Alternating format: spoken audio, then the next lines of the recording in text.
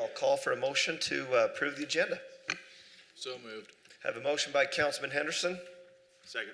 second by Councilman Bellison. All in favor? Aye. Any opposed? The agenda is approved unanimously on a vote of 4-0.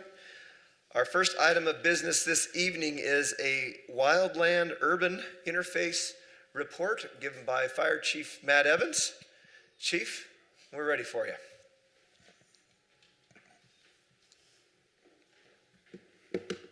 Awesome. Well, thanks. We'll try to keep this as short as you'd like. This is another one of those that honestly the state hasn't given us any choice. They 2 sessions ago they passed House Bill 48 that requires cities to adopt the WUI code. So the WUI code is really the wildland urban interface. It requires different building pieces. So in a sense, it would require you to build more fire resistant from an exterior standpoint. With that code, it asks the cities to adopt a map and identify their high risk areas. As a piece of that, the state has done the same thing. This has really bounced back and forth. This sort of took effect on January 1st. But then the state changed everything, and to be quite honest, the state still hasn't come out with the plan, and it really is in their court as well. We decided as we chatted that we might as well go ahead and get it adopted and identify what we want to, as we're able to identify those high-risk areas in the city ourselves. Now, the state has its own map, and it has identified some large swaths in the city, and I can show you that, hopefully. Well, somebody's there. As you're pulling that there up, it is. It's kind of interesting, the areas that they're deciding. Like, how do they decide that? Because they're not even, some make sense and some make no sense. So you can see this map, and I wanted to show you a couple pieces to it. The red area is what the state has identified as their high-risk area. We don't have any ability to change that at this point in time. They tell us that come August, they'll open a portal and allow us to submit. We plan, and we've started putting the information together. We plan to submit to honestly to remove everything that we have that they list as high risk. We don't believe any of that is true interface. You can see that actually incorporates all of Long Valley, which would mean they would have to build all those homes to that code, all that kind of stuff. What this does do, though, is in the statute, it does say that insurances have to follow the state map. And then it also does kick these property owners into the state system, where they they don't automatically get it, but it gives them an opportunity to have an assessment of their property. They haven't figured that system out yet either. They're going to, we have the ability to do that, but they are going to require, if we want to do it, to go through their training program, which we've told them we'd be happy to do, and then we'll be able to offer that to our residents. Again, this really only affects structures in that area, and there's only a few little pieces where you hit that are that have that, and Long Valley's definitely the big piece. Can you like zoom in on maybe like that one up in the north, in the Green Springs area? Is that? So you can see Long Valley here, and then you can see across the hill. The interesting piece about this is this really doesn't affect much. Most of this is open land. If there's nothing there, it only affects it if there's a structure. And then the other pieces you can see up along Telegraph. Again, there's not much structure-wise. Most of what it actually hits of ours is golf course. You have a little piece here in I-15, and then this, I believe, actually is probably a pump house up at the tanks. But again, and this is something that myself and the mayor have been dealing with for years and years and years. And I believe this is the state's swing of the bat to try to help residents of the state, because insurances are simply just saying, well, according to the federal map, if you look at the federal map, Washington County is high risk. It's red through the whole thing. And so we've had residents in the middle of town that have had their insurance canceled, and they said, well, you're at a high risk, so we're gonna drop it. We've tried, we've submitted letters, and they're not, structure fire wise, we're an ISO rating of a 2. There's only one step higher and all those things, and honestly, as the mayor can say, it hasn't helped. They've basically done what they wanted to. Well, anyway. I appreciate this, Chief. I think, and is this the bill, Councilman Ivey, that Representative Snyder, Casey Snyder ran last session or HB 48, I think it was it this year or the year before? Might have been. It seems like it was a year before, wasn't it? It was 2 sessions ago, and then they ran another one, 41 this session, and they moved to change the code. Yeah. So they updated it from the 06 code to the 2024 code with House Bill 41 in this last session. Well, the challenge has been just practically for homeowners within Washington County and certainly Washington City, is that each of these insurance carriers are using their own proprietary models and maps. And so they don't share that data outside, not even with the agents. So it's kind of this hit and miss. People are buying homes and looking to build homes, and then they'll go into get their insurance, and the map will come back it'll come back as ineligible fire line. But in some cases, literally the house next door or the house across the street. And so I think there was enough disruption in the market that a lot of this feedback came back up from residents, citizens saying, we need this fixed. So I think this is a step in the right direction. But like we were talking about before the meeting too, I don't know how many insurance companies are actually going to follow this state statute and line up with the state and municipalities models, because they think their data is the best data. But it's weird, as I understand, they take into account not only the wildland interface, but also things like slope, wind, temperature, and some of them you just look at it and just leaves you scratching your head because they're not boots on the ground. So I think it seems like it'll take a while to get this fully figured out. Yeah, I agree, and great points, and that actually is what's kind of slowed it up. We haven't seen many cities actually adopt this yet, because everybody's still waiting. The state program that was supposed to be, then they pushed it back too, because it was supposed to start January 1st. Like, we can't. This was a bigger deal than we thought it was, and a lot heavier lift, and so it's really pushed everything back even farther. Then, of course, in the last session, then they changed the code and that the 24 code takes effect on July 1st. And so they've changed all that in the middle of it. They still don't have a system to even go out and assess the properties. They're not sure how they're going to do that statewide, because the bill gave that requirement to the state. But the bill also, Chief, the thing that the problem was went in committee before it even voted on the first time, was that they put a pretty heavy hammer on if cities didn't sign on to it, that they would not be reimbursed for fires within that jurisdiction. And that's what's caused a problem, because people at a lot of municipal levels didn't know the impacts or the costs of this and what it would really mean. Like, how much is it really going to cost us, and what if and so I think if they had been a little more gentle in saying, we're going to bring this along, we're going to make, we'll help you, but not punish you because not ready to make the decision. That was big in the conversations. And I think they worked on that in the revision in this last year in 41, right?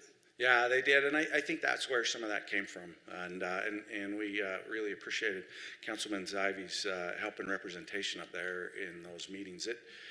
It's definitely been a moving target, and I think it's still a moving target, essentially. And the other piece I want to show you is everyone is handling it a little differently. So that's the other person. Obviously, the mayor's been extremely helpful, Councilman Ivey during both sessions. And then Dale was great enough to take the state's map and the county's map and continue to impose those on our city map so that it makes it easier to see. Because if you pull up the state maps, it doesn't look like this. So this is Dale's help as well. What you can see though, is you see right here, you look and you see the blue. The blue is county. And so you'll notice that in Washington City right here, it is identified on a county map as a high-risk WUI zone. The county chose to identify anything that's unincorporated as a high risk. Now, this won't have an effect because it's a field currently, of course, and that's most of the area, but that's the flip side. We don't believe that everybody's at risk, of course. Everybody has some risk of fire, but we don't believe that we have true wildland-urban interface area that presents a huge problem. So our proposal is to adopt the code, and we simply just put it in the fire code, and it would do the same thing that the International Fire Code does. It simply just adopts and updates with whatever the state adopts. And so as the state adopts the new fire code, our city code changes, and it would be the same thing with the WUI code. It's in the same chapter of the code. And then we propose the map, and basically our map doesn't identify anything in the city that is high risk of a wildland fire. And so essentially the code won't have any effect unless that changes and we change the map and bring some other area into it. Council, questions for Chief Evans? Just one follow. This doesn't apply to Washington, but I remember in the discussion as well, there was talk about, like, if you have a home in some parts of Enterprise or Pine Valley or in the mountains, they talked about thinning the trees around that, but I don't see that in part of the rules. Did that not make it onto the newest version? So that's part of the plan. So essentially, as a property owner, so that's the pieces that the state doesn't know how they're going to do it yet. So if you are in an identified high-risk area on the state map, you're going to get assessed a fee. And that fee is going to be based on your assessment. So but you have to, as a property owner, you have to request it. Somebody will come out, and then essentially in that system, you'll get pointed. And then if you do the recommendations and you thin it out, you create the defensible space, all the things, and it reduces your points and it will reduce your fee. And in that piece, it requires every county to assess that fee, and then that money goes back to the state and into a wildland fund. Yeah. Thank you. I have one other question. So let's say an insurance carrier doesn't, after July 1, doesn't honor the new map. How is there an enforceability on the state statute, and what does that look like? That's what I've said all along. Is I think it's a great idea, and I think that they were really trying to help. But how are they gonna make the insurance companies do that? I think hopefully as the state really gets the system up and running, that it will ultimately shift the insurance companies to saying, well, So is this there is an realistic enforcement element to the bill? I don't see how they can enforce it. Because really, that's what we're trying to do, is give opportunity for residents who are It's very different. who are what feels like being arbitrarily singled out and not able to get preferred home insurance. We're trying to help them find a path forward that doesn't give them a scaled down policy at a really high premium. For sure. Well, and we hope that even if so let's say the insurance company does that, the map doesn't show them as that, and then they call and we're able to go give them an assessment, and then give them something they can send in that's certified through the state that shows really what their risk level is, and that maybe that will help in the process. It hasn't at this point, but I think that is kind of hitting on where this is coming from is just, I think they're trying something else to try to help and see if we can get them to come along. So one of the secondary conversations from this bill that we heard in an interim session was that they kind of forgot about the part where we don't write one bill for everybody. Because there's some cities that has no wildland fire problems here, But others that do, are they expected to foot all of that, or should all the cities put into a fund? You know, and it really raised a lot of questions. For sure. Not a ton of answers, really, that I remember. So, anyway, thank you. Yeah. Anything else? So council, this is on our agenda tonight as an action item. Unless there's any concerns, we'll keep that on the agenda for tonight. Thanks, Chief. Thank you. Next item of business is a presentation and discussion with regards to an inland port. Economic Development Director Rusty Hughes will present to the council, and I see Danny Stewart with the Utah Inland Port Authority here as well. Welcome, and take it away, Rusty. Thank you, Mayor and Council. Sorry about that. Let me just get connected here. And then we'll look to stop about, at the latest, about the top of the hour, because we do need to go to closed session.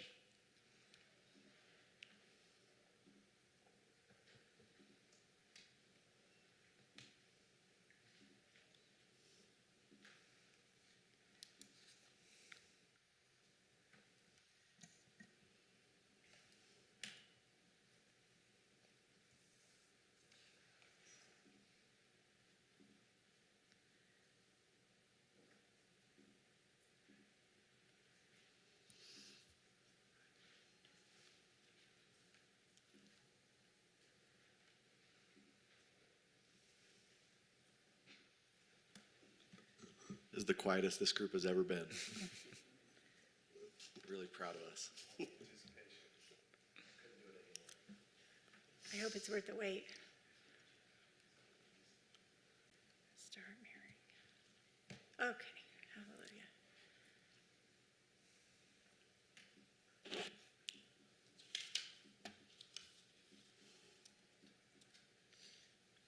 Okay, I'm gonna start a little bit just to introduce Danny Stewart and give you a little bit of background on what staff has been working on, and then I'll provide a context for why we have this in the work session, and we're also asking the council to consider the resolution tonight. I did have an opportunity to meet with, I think, everyone, at least one-on-one or a little bit of a discussion, and then try to provide as much material in your packet to get you up to speed on this so that you're ready to make a decision tonight. But if you have any questions, please let me know. And I've also invited Danny Stewart. He works for the Utah Inland Port. We've actually worked together for quite some time back when he was the Economic Development Director in Cedar City, and he helped to kick off the port in Iron County. So he has experience both on a municipal, local level, county level with this, and then he took the position at the state, and so he can tell you from both perspectives if you have any questions about it. Before I start with what a Utah Inland Port project area is, I'll let Danny start with what the Utah Inland Port is.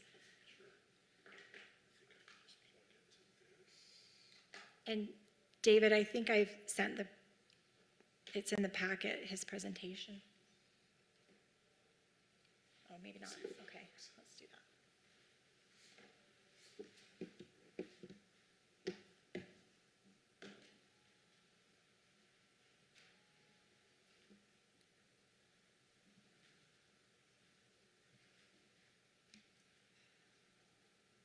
I can try that, but I don't know if it'll let me look if I'm not on your Wi-Fi. So, You should be able to plug into the HDMI cable. You just have to swap to it. yeah, that's ready to go into HDMI. So I just need to change the input, I guess. Yeah.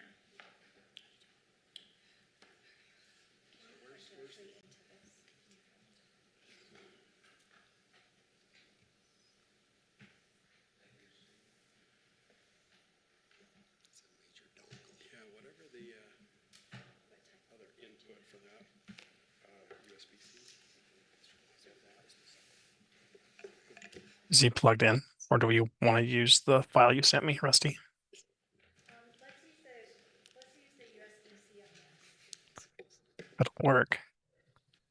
So hopefully usually we just have that dongle plug right into his computer. That should work.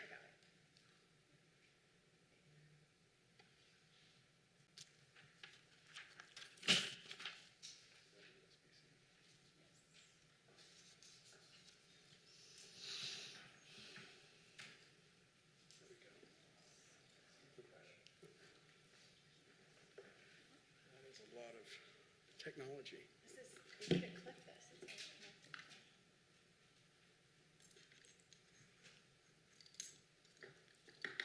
Alternatively, you can email me it. I'll bring it up on my side.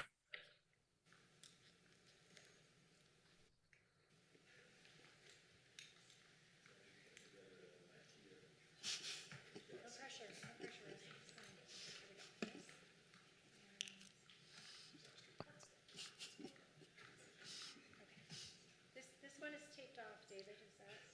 Yeah, that's why we usually test these freehand. I can send one of my guys over, or we can email it.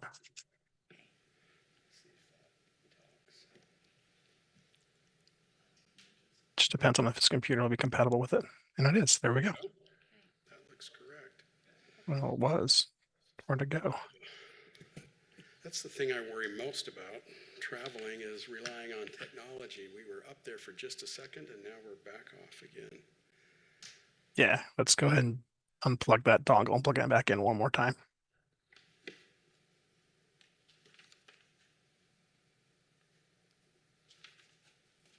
Okay, there we go.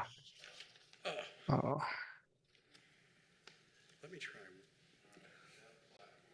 it could be resolution size too. However, if you want to email me it real quick, I'm happy to. He's the whiteboard era.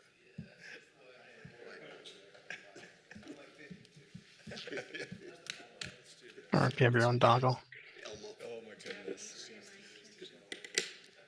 I went to a HDMI that's taped off.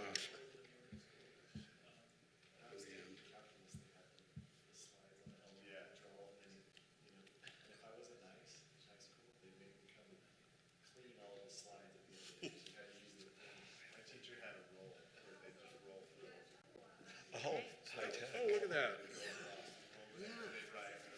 Remember that? Okay, we're on the screen. That's true. Well, thank you, Rusty. Thanks, Mayor, Council, everyone here. I appreciate the opportunity to be with you today. So a little bit about what the Inland Port Authority is and what we do. I've been with the Port Authority. It will be 3 years this September. As Rusty mentioned, I was Economic Development Director for Cedar City and Iron County prior to that. The Utah Inland Port Authority was created by the Utah State Legislature back in 2018, and it was focused on 16,000 acres just northwest of the Salt Lake International Airport. And it covered several jurisdictions up there, including Salt Lake City, unincorporated county, and other communities. The legislature created the Port Authority in the first place to really focus development on the transportation logistics there, with an international airport, with 2 major interstate highways, and rail coming into the area with intermodal happening. So it was something that had been talked about for a long, long time. And the Port Authority was created and given a set of financial tools by the state legislature to allow them to operate very similarly to a redevelopment agency.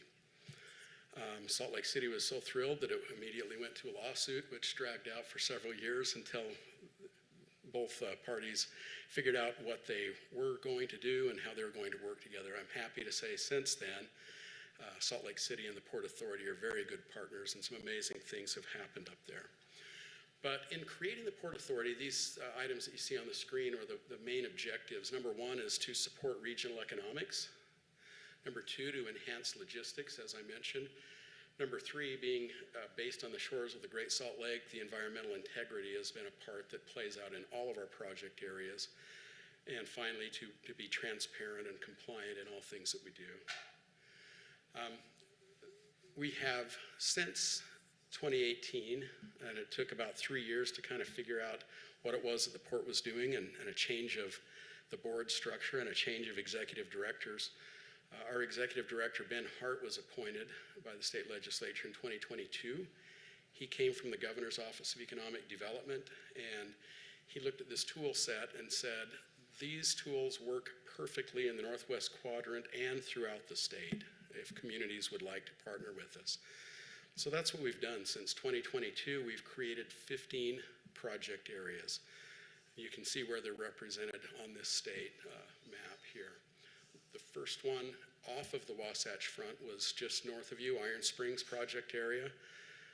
And we've been very busy working with communities all over the state since then, creating these project areas. So I'll explain what a project area is and how it works.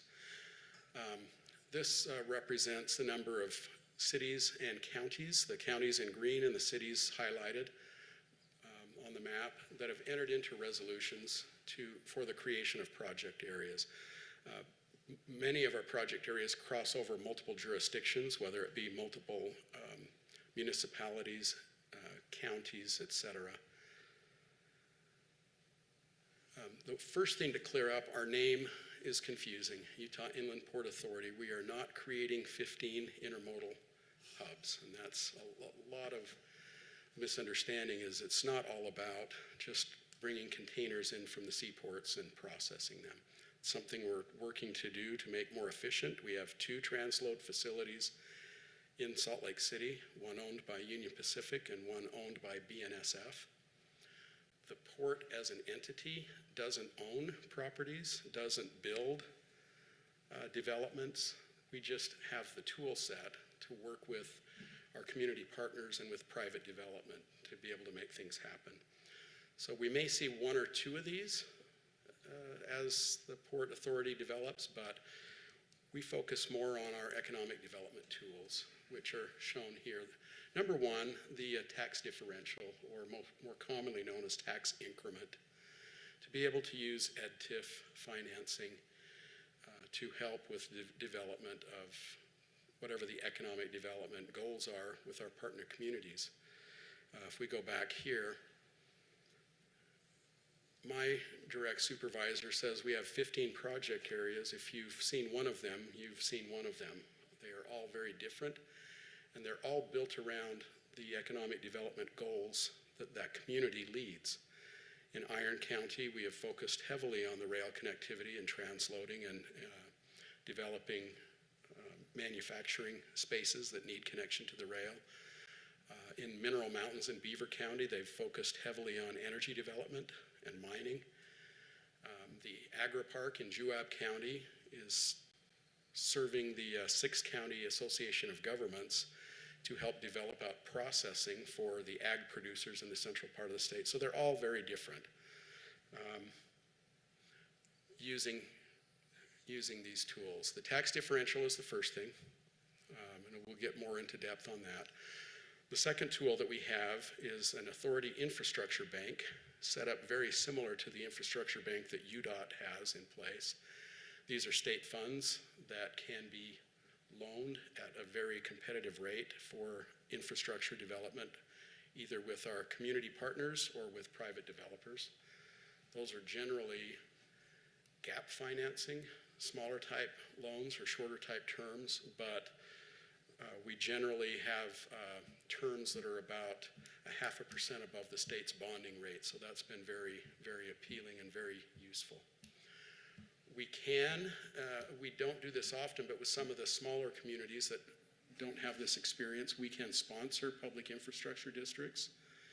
And also these tools are stackable with other incentives that are offered through the state of Utah, or through the federal government, or elsewhere. So that's basically what we have to work with. Here's what we do not have. Gratefully, we are not a land use authority.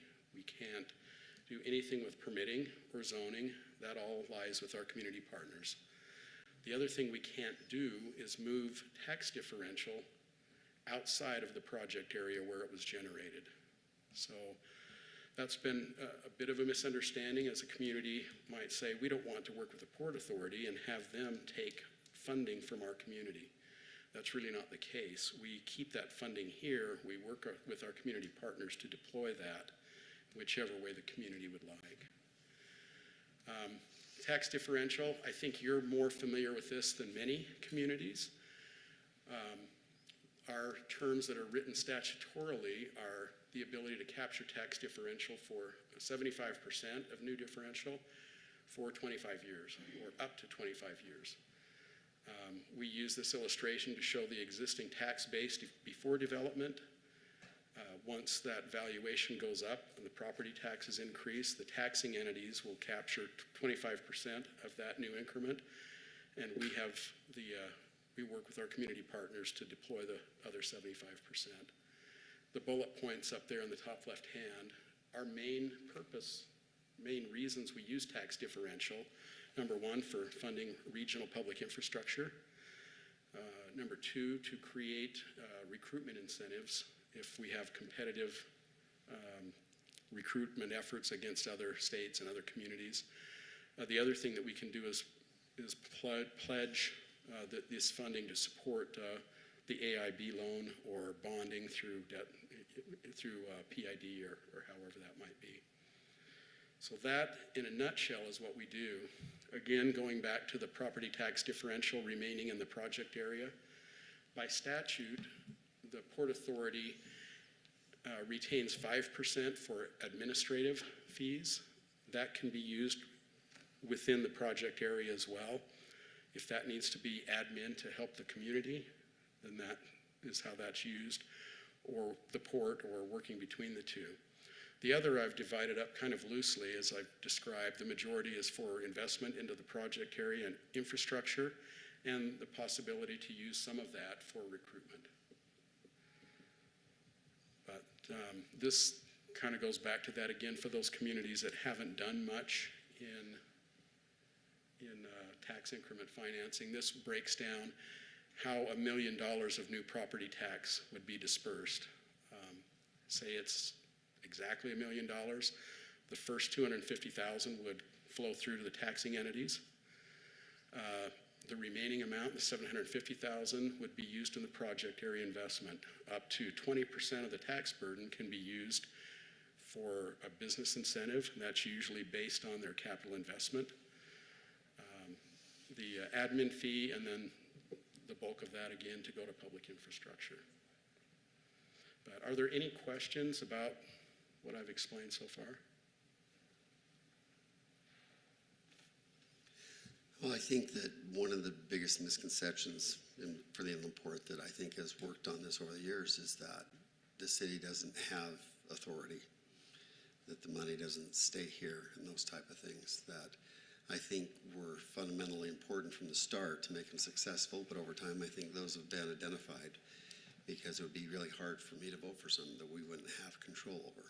Right, and I wouldn't blame you. We wouldn't want to do that. I couldn't either. do that, but in my first look at this type years ago, you know, it was a little bit suspect, but now I think that a lot of those issues that have been spelled out, and it certainly brings definite benefits to communities. And I'm intrigued too with you doing the one in Iron Springs. That's probably the closest one to what we are down here, and having that experience, that's reassuring, because you know our economy, you know our towns, you know how it works here, and that's important. Yeah, thank you. And what we've done so far with the Iron Springs project area is we've used the AIB loan to help fund the building out to 2 transload facilities. So we have the RailSync transload facility. They borrowed about $10 million from that fund, and Savage Services borrowed an amount as well to build out their transload facility. We're still pretty new. We started the one up the road in 2023. We've had some construction since then. So this last year we triggered our first parcel. It's about 5 acres for a 30,000 square foot manufacturing company.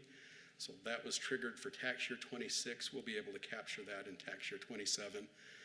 Once that's triggered, we'll work with the community to put together a tax sharing agreement on how that's deployed. County is currently looking at upgrading their wastewater treatment system out there in that area.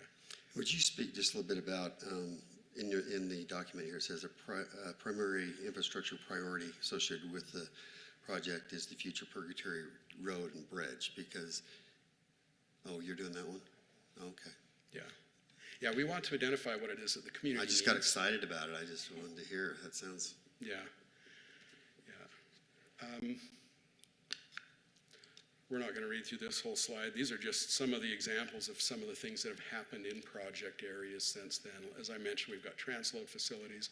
We've done some recruitment in different project areas. We've partnered to do lots of different things, and I'm happy to discuss these sorts of things with you at any time. But anyway, that's the basics. You want to carry on from there? I'll cover the specifics. Sure. We'll swap back. Thanks, Danny. Well done. Thank you. And I'll stay here. If you have any other questions, just let me know.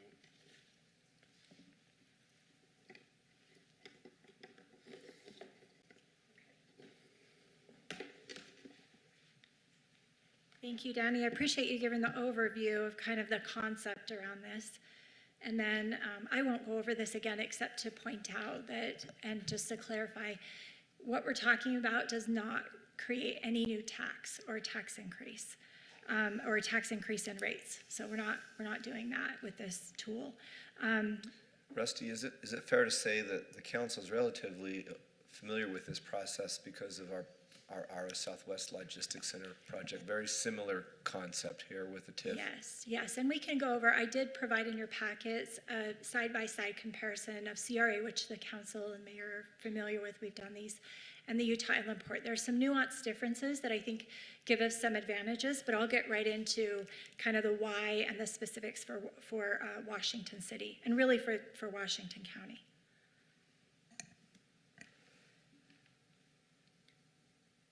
Doing it this way.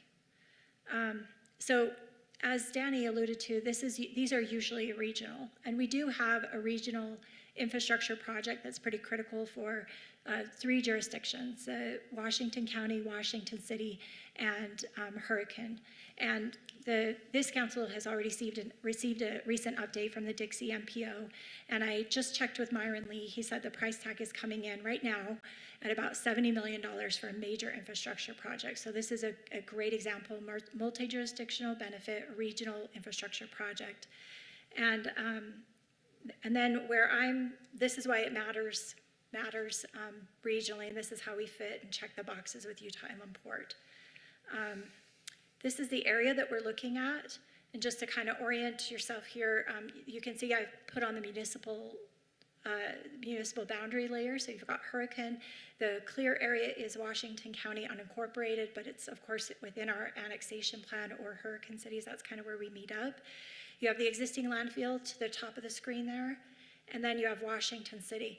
You'll also note that we have the dotted line, which is Countryway in blue underneath that layer, phases 1 and 2 of Sunrise Valley. So those are already that's a fully improved industrial park in phase 1 and phase 2, and those have been sold, but not all buildings have gone vertical. So there's still some increment to be captured there. So in addition to having a pretty solid tax base, that would be frozen in 2025 tax base, and then anything after that would be part of the increment that's captured that could go towards the build out of this infrastructure project. Now, you'll also see that these future phases, this is concept only. It was actually, I just checked with the developer and the engineer. It's been submitted to the city, so it's under staff review right now, and they do plan to build out these future phases. It's already in line with our general plan, and the zoning is in place. So you will see this come through as plats. Now, there is some responsibility on the developer for the build out of this portion of Purgatory Road, and we've had a few discussions with the developer on that, but there's still the remaining portion, which is the heavy lift of Purgatory Bridge, or the bridge across the river here, and then the connection into Hurricane City. So this is where I'm proposing. Can I just jump in just to kind of connect some of the dots there too? One of the things with Purgatory Road and the essential part of the bridge, keeping this industrial traffic out of the neighborhoods, but it also, if we're talking about moving product, this connects SR7 and SR9, which I think is really important if we're moving, goods and raw and finished materials.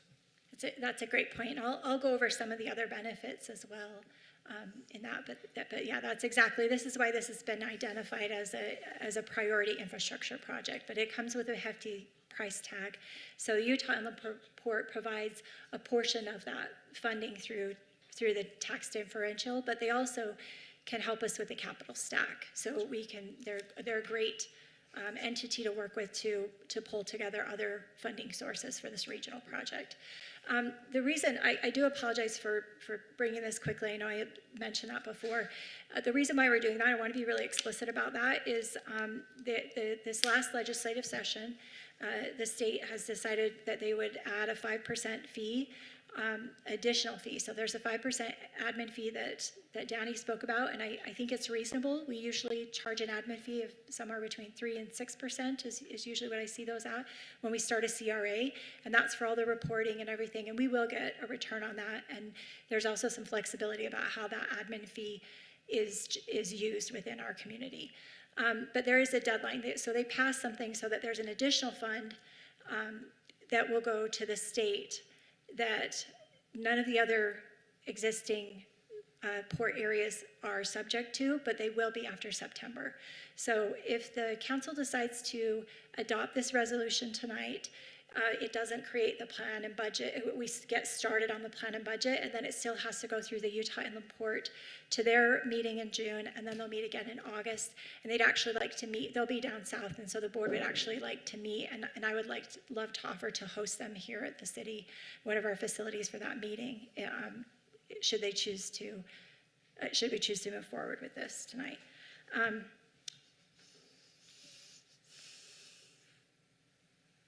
Oh, I'm sorry. Mayor, you had mentioned some of the benefits. This slide touches on some of those things. So we have industrial demand. It's continuing. It's obviously planned, zoned, and moving forward. We have this need for this regional road for a multitude of reasons. One is the heavy truck traffic, Mayor, that you mentioned too. We already have some neighborhoods that are experiencing some of the materials moving out, and we'll have to alleviate that at some time, and this is the best plan to do that. We also have all the landfill trucks that go through our downtown through Telegraph, and so at least a portion of those would be able to use this new route. So it really reduces the impact on neighborhoods. So next steps would be that the council considers this resolution. If you decide to pass it now, then we would start in the plan and budget. And I'll tell you, because of the time frame, we've already got started on it. I have a shared document with the Utah Inland Port team, and so we're working through that plan and budget. I would also recommend that we put together an MOU. It's optional, but I would recommend that we put together an MOU to detail some of the things, such as one is annexation. If there are additional areas that want to be annexed in, I would think that it would have to go to the council, the respective council. And Rusty, just to be clear about that, it doesn't have to be contiguous. It can be other Correct. parts of the city that could be brought in, right? Correct. And this is where it's different from a CRA. A CRA is initiated by a municipality and it stays within one municipality generally. A Utah Inland Port area is for regional infrastructure, and it can be regional. So Washington City is, quite frankly, we're the only city that's ready to move forward right now on this. We've put in a lot of work and a lot of diligence in researching this and identifying an area where it's a good fit. And if we establish this area that I'm proposing in Washington City, then that opens the port for the county. So other cities would then be able to annex in. So for example, let's take a scenario where we establish a port and we identify this tax differential to help fund Purgatory Road. And then say the county in Hurricane says, well, you have this tax differential, so you should pay for more of the road. Well, we can say, well, since we established this tool, you can actually utilize this tool now. You can create your own tax area, Hurricane, and you can use your increment towards your portion of the bridge and the road that is of regional benefit. If we don't do this, then that tool is not available to anyone. And we would have to maybe do CRA areas and then try to coordinate all of that. So it makes it, the reason why I think this tool is better is because of where we're proposing it. that it be, and that it has a regional benefit. And Rusty, let me just inject right there. So in this, using this model, we would not need to go to taxing partners and get their approval. Correct. That's another way that it's different from a CRA. Normally with a CRA, Mayor, you know this because you did all the legwork on it. So you went and met with all of the taxing entities, and we put together interlocal agreements to negotiate that increment, what portion they would give up for how long. That's already set for the Utah Inland Port by statute. So the other taxing entities, they participate at 75% for 20 years. And they still retain that 25%, will still go of the differential. Rusty, real Any other? quick, you probably said this earlier, but you can incorporate non-contiguous areas, right? Correct. So St. George could say, hey, we got an area over here, and Hurricane could say, we got an area over here, and they all have the opportunity because we've done it. Only if we do this. If we don't do this, they don't have that opportunity. Right. They wouldn't, or if they did, I guess it's incorrect technically to say that. If they did, they would have that opportunity, but they don't. The timing is such that Washington County's Inland Port area would be the only one in the state that is charged that additional 5% that takes effect in September. Well, that was my next question. Right now, no other cities are actually pursuing it. Correct. Correct. And I don't know that they're ready or they've identified something. So if we add later, say those parcels in the county, someone decides they want to annex into Washington City, they want to go into the port, is that area then has to do the 5% additional? Or they're under the same rules that we already have a port established? They're under the rules that we've established. Yeah, that's correct. That just comes back to the new legislation, which takes place in September of this year. And we hate to come in and rush anyone into anything, but this is the one thing that makes a consideration really important to consider, is that extra percentage that goes to the state. We'd rather not lose that. Do you think there'll be any pushback from that, or is that a done deal? It's done. It's already written into how I that's know, being. but sometimes if they're like, well, we're not getting any new applications, we're not receiving any money, maybe we need to change our thinking. Do you think, has there been any talk with the legislature about that? Potentially. This doesn't apply uniquely to the Inland Port Authority. This applies to other similar authorities such as MIDA and other groups. If they do other project areas, areas of economic significance, or agencies in the state that are similar to the port. So it's not just unique to us, it's any of those agencies that work with tax increment. It will come from those groups. What was the state's justification in applying an additional 5% tax? Not really sure. I think it's just an opportunity to, another source of revenue. To fund the west wing of the Capitol? Ballroom. Right. Anyway. Oh, one other thing, I'm sorry to interrupt. Just to make clear, if Washington City were to establish this with this particular area, and say in the future you wanted to add your own parcels into that, then you would have the jurisdiction over those.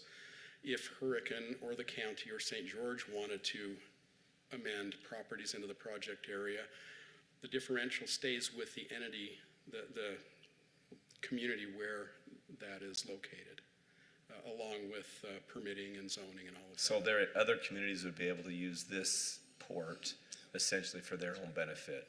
Right. So the port would be created so that the county could utilize the tools without that 5%, but you wouldn't have to share differential from your development with any other community within the project area. They run independently. Right. I mean, if there were instances where it made sense to do that, then those things could be worked out through legal agreements, but for the most part, Like in this area we're talking about, it might make sense to, certainly, to write those things cooperate. out. Mhm. that makes sense. But I think one of the things that came up in a discussion was St. George is looking at expanding their regional airport. And so one of the questions that came up from some of these meetings of staff with the Utah Inland Port, city staff from the respective cities, we invited Hurricane and St. George because it is regional, and that's where the development's happening in Washington County. We invited them. We also have representatives from the county at some of these meetings where we're just exploring this tool and how it works. One of the questions that came up from St. George was, well, this is regional, this airport is regional benefit, so we want to utilize the increment near the airport, we're not proposing this, but say we had a port area near the airport that encompassed both St. George and Washington City, they said, could we use all of the increment for the airport? And they said, no, only if Washington City would like to participate. So you have to work it out with them. So that I think that's important, that when we look at regional infrastructure projects that benefit or things that are regional benefit, that power still stays local to negotiate how that's apportioned, and if that's apportioned. So can we reimburse ourselves for infrastructure that has already been installed? Say we implemented that in the airport area, could we fund ourselves for the road, all the money we spent for the road out there? That's certainly a discussion we could have. We're still defining how these tools can work. I don't think we've set up what's that reasonable timeline and what works for a community to be able to reimburse for public infrastructure, but it's certainly part of the discussion that we could have in our agreements. And I think too, we need to see some development, some buildings going vertical to create that property tax. Yeah. But if we can go back in arrears, like Councilman's saying, that's because that was part of the strategy this council enacted with opening up ARA, was to extend the road and the utilities down there when we defined the CRA and kind of created this on our own. So this council knows the kind of work it takes. So well, and my thought was, yeah, we did it down on the end on ARA, but we have a lot of development in between ARA and the Alea development that's potential future industrial. So why shouldn't we be getting some of that tax revenue to help fund all that money that we put out in the first place to get clear down there? That's a good point, and that would be, I think that area would check the boxes. I always want to have a discussion with the landowners, which we did in this case too. So Plum and the landowners for this area are aware of this and supportive of it. It's neutral for them. Neutral in that it doesn't increase taxes, it doesn't add any extra tax, it just allocates where the taxes that they'll pay or the property owners will pay, where those go. And it goes to an infrastructure project that benefits them. So we could explore that. However, I do want to note that you would not be able to do a Utah Inland Port area over the existing CRA. It's one or the other. That makes sense. But the additional lands could certainly be considered, and we did put quite a bit. I mean, there was some distance in that road to get from where it was to down to the ARA project. So same thing with Purgatory Road. I see Blake nodding his head back there. Yeah, he knows every inch of that road and everything that's underneath it. You know, one thing that's interesting in the way that the statute's written, you saw that map that is being contemplated right now, and that's the industrial park very specifically, but the differential can be used for any public infrastructure that supports the nexus of that project area. So you don't need to go out and draw in road boundaries or utility rights of way into the project area. It just has to have a nexus that feeds back to where the project area boundaries are. So can I ask a question, Rusty? Sure. So if this overlay is over a project that's kind of already been started and maybe there's a building or two that's already built and maybe some under construction, so if there's a building that's half built, does that fall in under this, or is it only, projects that pull a permit and then move forward after this is approved that fall under this? So the way it works is you have a trigger year, and you can do it the year prior. So if basically anything that was assessed in 2025, that property tax amount is frozen for 2025, and then anything that's mid-build that's not completed and hasn't been assessed yet at a new tax differential would be part of the increment. So the existing buildings that are fully built out, and remember land improvements, this isn't raw ground. So the land improvement, all the horizontal infrastructure's in at least phases 1 and 2.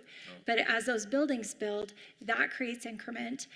So this is why I like this area, because we have a strong base already, and then we have so much, we have a potential for more increment in this area. So I think it's a good balance. It's very conservative. And I'm just proposing the project area be, if you'll note in your packets, that red area. I learned after designating that area that the developer's coming in with this future phase. So I would propose that future phase in green be annexed in as soon as quickly, so that we can capture the increment for that. Is that green area in the county right now? It is not.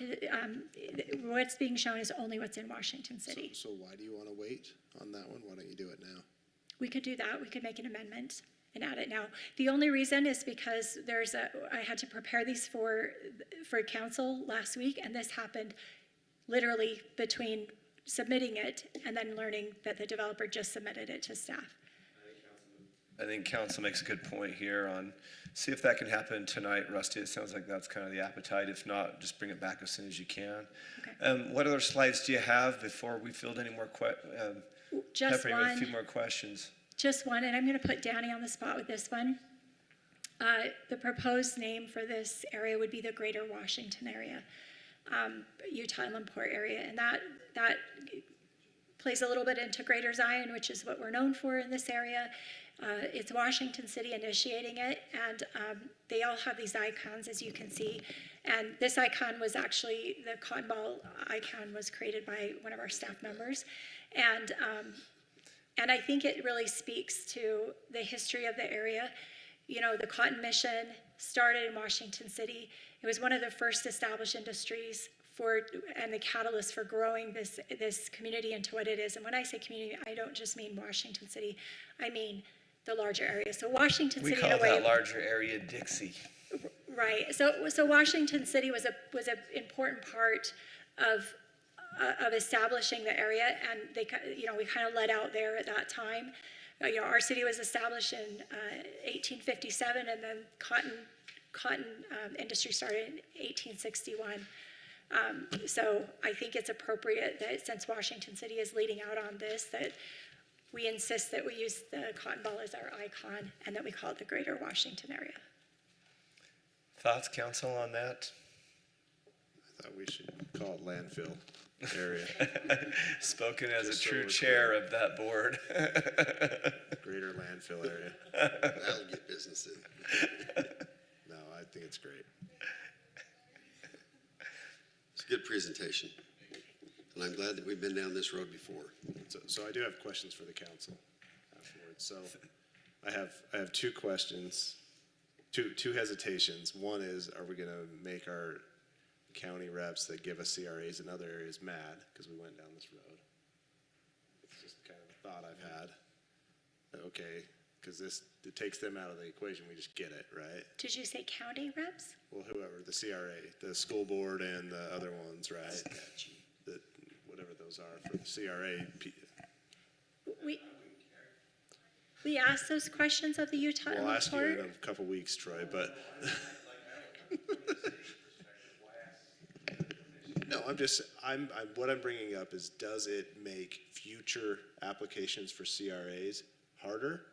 Or do we just have to commit to this going down this road and it makes it easier for us in the future? Because if we can go anywhere within the city, it's just a question, right? Like, are we gonna make the other entities that have to approve these for us, for our CRAs and those, upset that we went down this road? I think What's your that's a experience in politically other savvy areas? question, and it was one that you and City Manager Red come up with the same questions. But it was something that we discussed with the Utah Land Port, but I'll let Dan. Yeah, no, that's come up before. That's not unique to this meeting, because in every case, the school districts are the ones who receive the greatest cut of that property tax differential.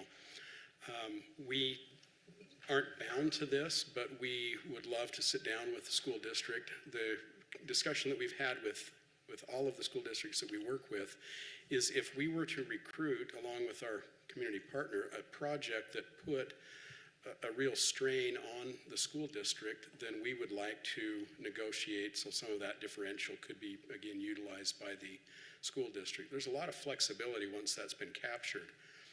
One thing that wasn't mentioned here is the trigger dates. Say we trigger, and as Rusty said, I think we would want to trigger to capture all of tax year 27 would be the first one we could capture, because you've already got some things moving right now that we wouldn't want to lose out on. But then say phase 2 didn't have building start for another 3 years or 4 years. We don't want those parcels to lose out on the full power of this triggering. So we trigger parcels separately. So it would extend that 25-year period based on the parcels that are being developed. But yeah, we're happy to have those discussions with the other taxing entities. I can tell you that Washington County is supportive of this. Even before Iron County commissioners signed on for the Iron Springs project area, Washington County adopted a resolution to support the Iron Springs project area. So they've been very much involved with us, and That was before, that's because that's their money. When it comes to Washington County money, it's a different situation. sure. But I think they would look for, if there's unincorporated county areas that make sense to include here, they would move I on worry that. about the mosquito abatement district personally, but So correct me if I'm wrong, this is targeted more for industrial, in manufacturing warehouse, whereas a CRA can pretty much be just about anything. Yes, yes. Right. However, I will say that when we did negotiate the CRA and had, well, not the negotiation, but some of the pre-meetings with staff and the people that keep the books, so like the respective city manager for the school district, they did have some criteria. One is that they didn't want any residential because that adds to the cost side of their budget. They also didn't want to do retail, and they also have a planning horizon that's about 10 years. But what we found is that a state agency talking to another state agency, it's a little bit different conversation. So that was kind of the feedback that we received from Ben Hart, that they generally have a good, the community is receptive, especially if it's, the other criteria they had is we want places for our graduates to be able to work where they can get high paying jobs. So those are, I think they would be supportive, but that will be a conversation that they'll have on our behalf. Yeah, we're really focused on the industrial manufacturing, distribution, generally higher wage type projects. So we're not going to be working on mixed use, retail. But it's a great point that the councilman brings up, and what I hear you saying and what I've observed as well is these types of uses align with what the school district's appetite is for CRA. So excellent presentation. Any last words you'd like to share with us, Rusty? We'll see you again tonight. This is an action item on the regular meeting. Anything else that you or Dan would like to say before we go to our closed session? I'll just note one more thing. The advantage of working with the Utah Inland Port is that extends my office. I'm one person. I'm the Economic Development Director for Washington City. I'm very focused on it. I'm very passionate about it. But it really leverages these partnerships through GOEO or GOED, whatever they're going to decide. I think they're GOED again. Utah Inland Port, it really extends our reach. They help with marketing. I think that's why the icon and the map and everything, they have a great presence. And so this industrial park is going to move forward whether we do a Utah Inland Port area or not. But what ends up being established and what businesses we bring into that park, this may mean all the difference when we have that extended help. So that's another reason why I'm in favor of this, or I'm recommending it. Thank you. Fantastic. Thank you, Rusty. Thank you, Danny. Great job. Council, at this time, I'm going to turn to you. This is no surprise. We need to go to closed session to discuss character or professional competence of an individual. If we have time, we will also discuss an item that involves purchase, exchange, or lease of property and or pending and potential litigation. I'll call for a motion to that end. So moved. Have a motion by Councilman Coates. Second. Second by Councilman Belliston. We'll go roll call, beginning with Councilmember Belliston. Aye. Henderson. Aye. Coates. Ivy. Casperson. We will move into closed session. Thank you.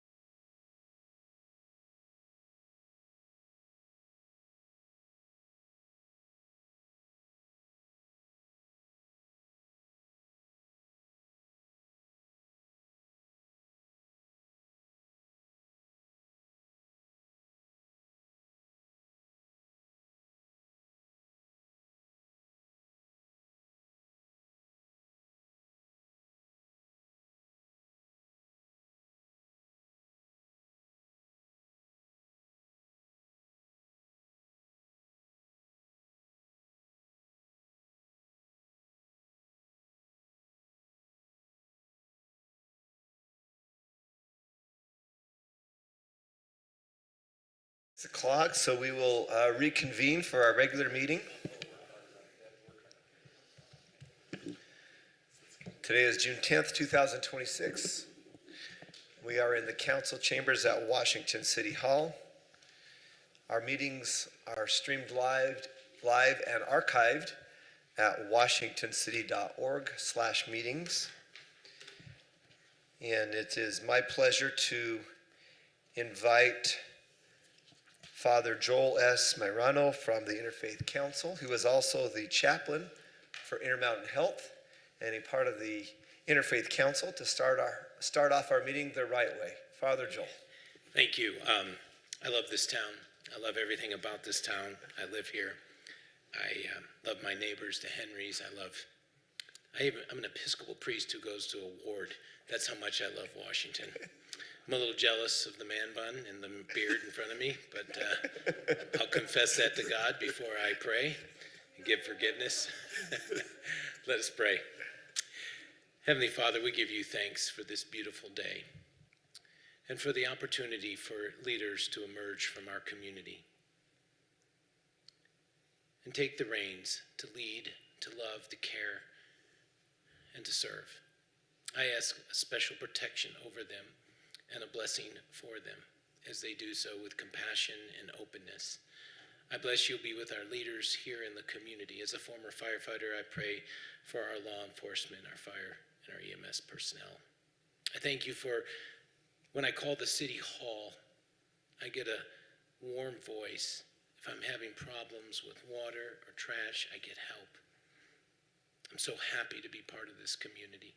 So bless this community, God, and let us be a blessing to others. In Christ's name, amen. Amen. Amen. Thank you, Father.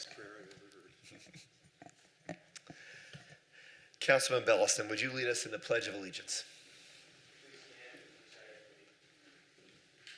I pledge allegiance to the flag of the United States of America and to the republic for which it stands, one nation, under God, indivisible, with liberty and justice for all.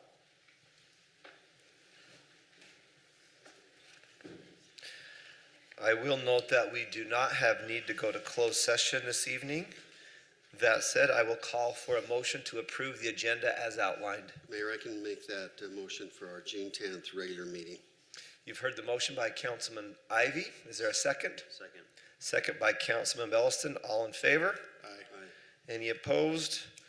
The agenda is approved unanimously. A few announcements. On June 19th, the city offices will be closed. That's a Friday in honor of Juneteenth. Is there anything else I may have missed between now and our next meeting, which is on June 24th? Seeing none, it is now my opportunity to share with you, with the community, a mayoral proclamation. Whereas the National Opinion Research Center and the Wall Street Journal found that a recent opinion poll of Americans showed support for traditional values such as faith, family, and patriotism are declining.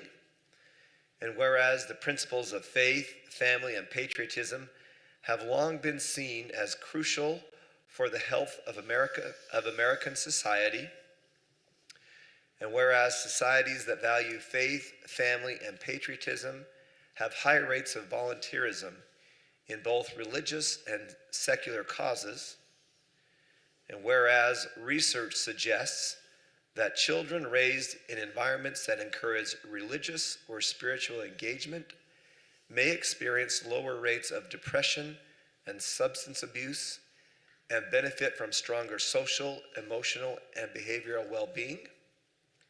And whereas extensive research indicates that children raised in stable, married, two-parent households are more likely to graduate from college and achieve economic self-sufficiency and less likely to experience poverty, depression, involvement in criminal activity, or teen parenthood.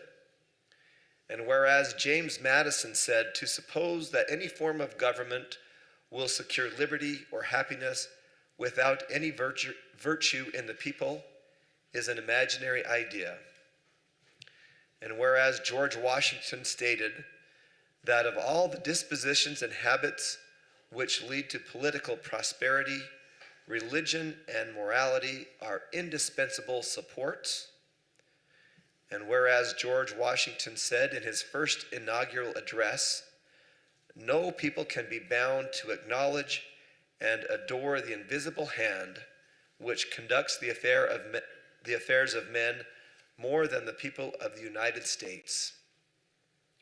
And whereas the cultivation of virtues such as faith, devotion to family, service to community, and love of country contributes to human flourishing and healthy societies, now therefore I, Cress Staley, Mayor of the City of Washington, Utah, along with the Washington City Council, declare June 2026 as Faith, Family, and Patriotism Month in the City of Washington for the purpose of rededicating the community to the civic virtues of faith, family, and patriotism, in witness whereof I have hereunto set my hand and caused to be affixed the seal of the City of Washington, Utah, this 10th day of June, 2026.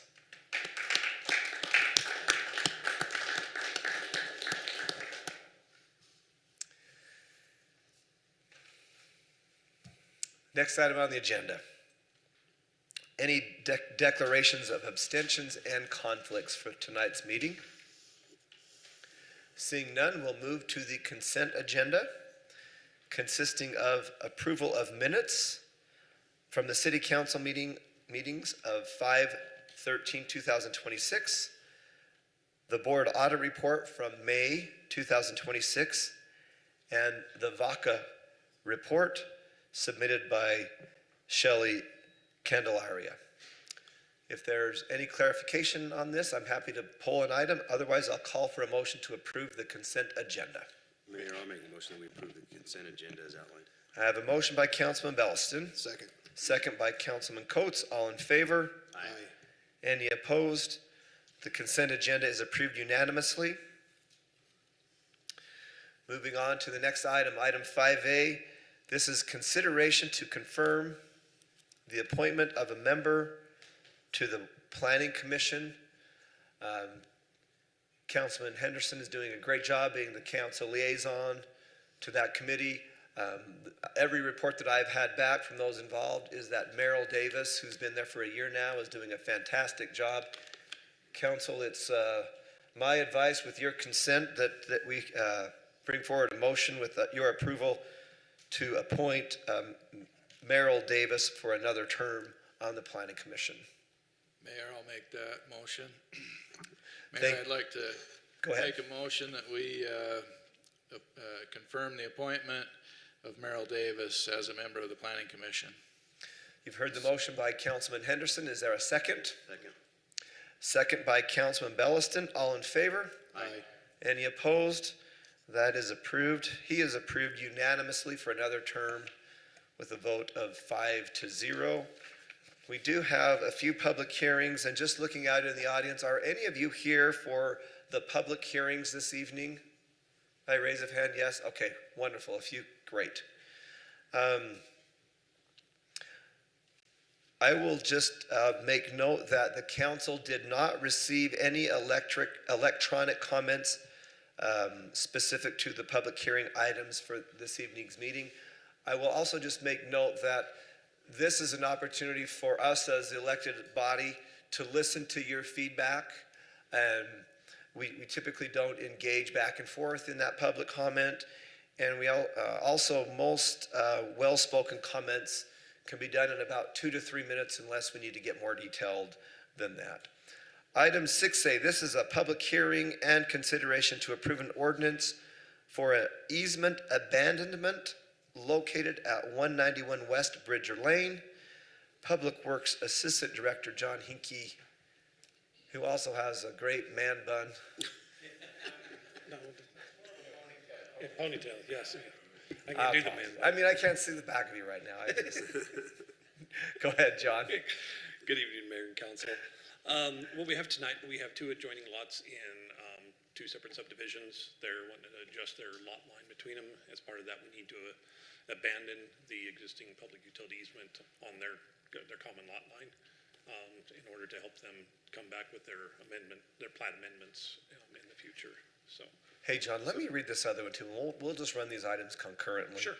Item 6B is a public hearing and consideration to approve an ordinance for an easement abandonment located at 2114 South Log Lane. That's the other backside. Okay, carry on.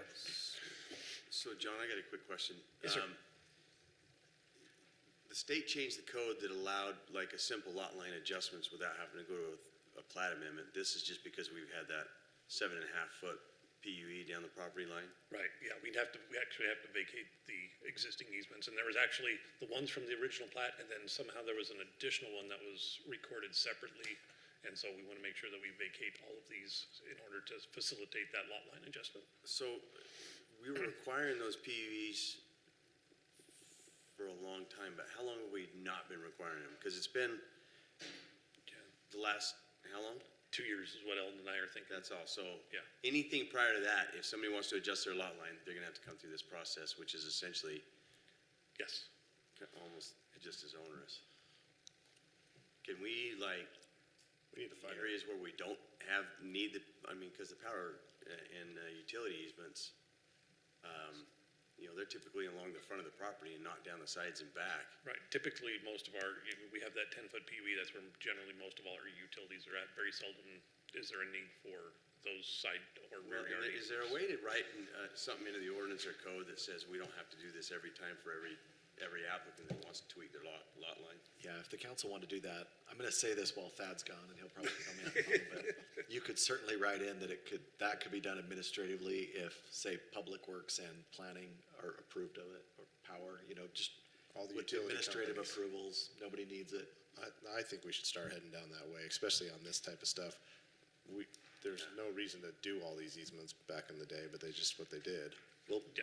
We'll You put just don't- Eldon on You it. just don't want to see my smiling face up here. No, we want to see it, John. We just want to make a simpler process for Agreed, the applicants, because they're trying to make these lot lines simpler, and they didn't change anything, because you still have to come to a council. Right, because you're the only ones that can actually vacate the existing easements, so, yeah. But you could choose to give that authority to administratively to staff if it met certain criteria. If it didn't, you'd still come back before you. You put it on your limited agenda of items that you look at to get with that. I'm gonna have Eldon start working on it right now.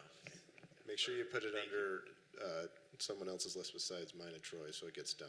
No, I'm just kidding. Put it under Councilwoman Casperson. Go ahead and move on with the She's got the discussion. fast track on the. I'll make a motion. Okay, we're gonna hold that motion real quick. Thank you, John. Any other questions for John? We're gonna open up that public hearing on item 6A, which is 191 West Bridger Lane, easement abandonment, and 6B, easement abandonment for 2114 South Log Lane. Anyone who would like to speak to these items, come forward and state your name and tell us what you'd like the council to take into consideration. And thank you for being here. It's great to have someone in the audience. Yeah, here I am. My name's Kiana Barron. We live at 191 West Bridger Lane. And so we purchased the lot from our neighbors. They did all the work prior. It's been 4 years or more now. So I had a question. I'm wondering, you said this has only happened since the last 2 years. You've needed to do this whole process? No. Is that, okay, I'm No, not probably necessarily. understanding wrong. The plats we used to require a power and utility easement down the property, Okay. down the front of the property, down the sides, and across the back. Okay, But we don't ever put utilities down the property lines, or very rarely does anything go down the property lines and across the back. So anytime somebody wants to adjust something, okay. then we've got to go amend the plat, so to speak, to get Okay. rid of that. So Okay. it's more of an administrative than anything. Okay, gotcha.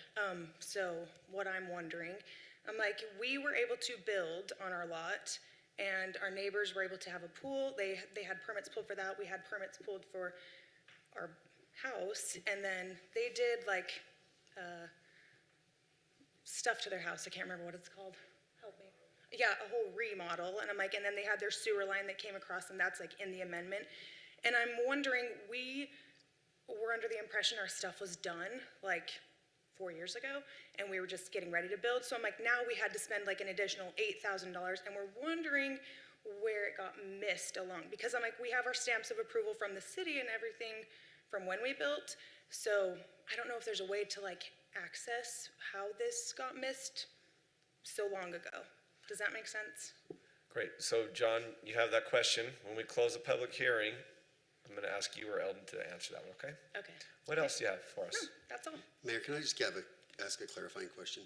Are you talking about the utilities that come to your house? That's how the additional charge was incurred, is through those? No, we had to have a surveyor come back out and like redo all of it. So I'm like, yeah, we had to pay for the permits for the city for their sewer line that came across, which they told us was done years ago. Like, hey, can we do this? Sure. So we had to pay for the sewer line permit, their lot easement, like the vacate, whatever, and ours. So we had to pay for that. I'm like, just with everything combined, we've already spent. Are you wanting to build a pool back there or something? Or No, you just don't we're want- building a shop. So I'm like, and it Okay. was approved before by the city. This was like where we wanted to have the shop, and it was on our plans, and it just, we couldn't afford it then. And I'm like, now we are getting ready to do the process. It's just taken But you so couldn't long. build it over the easement? Yes, So yeah, you had to because it was remove the supposed to be easement. done 4 years ago, so. So there's been a process to build over an easement, Yeah. and you can go get approvals from different utilities and whatnot. But on this one, to vacate an easement has to Yeah. come to this body. That's the Yeah. issue, right? Yes, I'm like, the only thing is, I'm like, we purchased the lot from them. They're like, hey, here's your half acre. We did all the stuff with the title company, and it just wasn't No, done how it was supposed to. It was there. You could have bought a piece of property with the easement in place, and it would have just kind of gone along with the property, right? But when we're trying to Yeah. vacate, and that's why I was, brought it up to the city manager that let's write something into the ordinance that we don't have to have you go get an engineer Yeah. to do this on every, Yeah, that's sweet. or every residence to have to come Yeah. back through the process you've had to go through. Yeah, because it's Right. been a nightmare, so. Correct. I love that. So I'm like, yeah, wish it would have happened forever ago for Thank us. you. But anyway, thank you. Thanks. Anyone else that wants, the public hearing is open for the easement abandonment for 191 West Bridger Lane and 2114 South Log Lane. Seeing no one else come forward, I will close the public hearing on both of those items, and I will turn to the council for further discussion and/or a motion. Actually, John, will you answer her question, then we'll do that? All right. I would say, I may have to defer to Eldon. You heard her question. I can answer parts of it, and I'll let Eldon start with the lot lines. Here's the piece of property here. We'll highlight this. This is where this lady lives, if I'm thinking correctly, 190 West. She purchased this property to the east, which belongs or used to belong to this parcel here. If we click on the subdivision overlay, you can see we're involving two different subdivisions. So to formalize it and for the city to accept it, we have to run it through this public hearing, public notice process. I think that's a great call to make the easements a staff approval when there's no easements or utilities running through there. That would help streamline this process. However, we have to formalize it, and the city has to acknowledge this subdivision amendment is why we're here tonight. But would we, because it's two different subdivisions, have to do this one way or the other on this Right. one? I mean, the easements could be vacated, but the actual, because the state gave authority to residences to be able to do simple lot line adjustments like this without having to come through plat amendments. Right, with it being a boundary of. Well, that's why I'm asking, right, because it's two different subdivisions. Two subdivisions, yeah, so. But you still have to, even with that process, I just went through it on a client of mine, and we did that amendment through the state, and it was still just legal. You didn't have to go through the city at all, but you just went through the county. You still have to hire a surveyor and do the work, and then amend those parcel boundaries to get that figured out. Well, at least it saves a step. Yeah, I like where you're going. So there's an application on hold waiting for these easements to be approved. The next step is to formalize this lot line adjustment so she can build her detached structure. Yeah, and there was, as she mentioned, there was a little bit of a little outstanding item with this, with utilities, because the services that serve the 2114 South lot over in that one actually come across this other lot and stuff. And so the parcel that they're trading, the services actually come across that. So you still need the easement. Yeah, so they had to actually, as part of this, the surveyor had to go in and actually put an easement on there for their service lines and stuff crossing that property. So it was slightly complicated just because of where the service lines were coming from. Thank you. Council, further discussion and or motion? Mayor, I'll make a motion, we approve item 6A for the easement abandonment located at 190 West Bridger Lane. You want to run both? I can do We ran it both at the same time, yeah. And I'll also make a motion that we approve item 6B, public hearing to consider the ordinance, the easement abandonment located at 2114 South Log Lane. You've heard the motion by Councilman Coates. Is there a second? Second? Second by Councilman Henderson. Ask a quick question. So are both these adjacent properties in? Yes. Okay. And then I read them both and we opened the public hearing for both. So I think we're good. We have a motion by Councilman Coates, second by Councilman Henderson. We'll do a roll call vote to approve this easement abandonment. We'll begin with voting with Councilmember Belliston. Aye. Henderson. Coates. Aye. Ivy. Aye. Casperson. Those are both approved unanimously, 5-0. We'll move on to item 7A, ordinances. This is consideration to approve an ordinance, zone change Z-26-11 from OS open space to RA residential agricultural 1/2 acre lots located at 2335 East Washington Dam Road near the Virgin River. Community Development Director Eldon Gibb will present to the council on this particular item. Mr. Gibb. Thank you, Mayor, Council. The requested change is from the current zoning of open space to a proposed RA-1/2. As shown in the exhibit, the zone change is to the outermost point of the flood zone. The remaining land that is in the flood zone and floodway will remain the open space zoning designation. If the proposed land is developed, primary access will be from Washington Dam Road between 2275 East and 2359 East.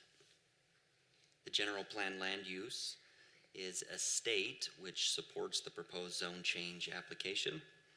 And the surrounding zoning to this parcel is open space to the north, RA-1/2 to the east, RA-1 to the south and west, and open space to the west.